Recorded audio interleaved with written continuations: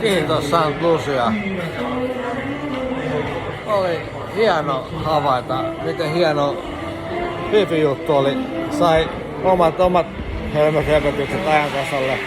Kiitos siitä. Ja huomasin, että en ollut ainut kuka oli päivittämässä omia tarinoita ajan tasalle. Että tänään vähän snorkeltaessa meistä on vähän vettä suuhun, mutta se, että onneksi nyt tuolla uudella ystävällä Rommilla pystyy pikkusen tasoittamaan sitä suolaisuutta tuossa systeemissä, että saa vähän makeeta rompanssia sitten siis sen jälkeenpäin uuden hyvän kanadalaisen Luke-ystävän kanssa, Lakin kanssa sitä maisteltiin siinä ja sehän oli ihan hauskaa.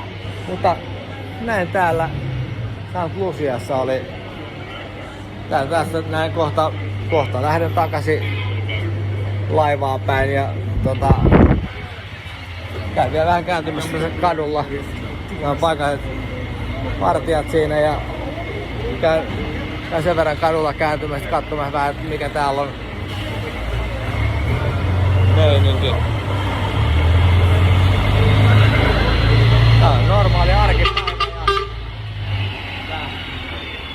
ja tää on kontit liikkuu ja ihmiset on tyytyväisiä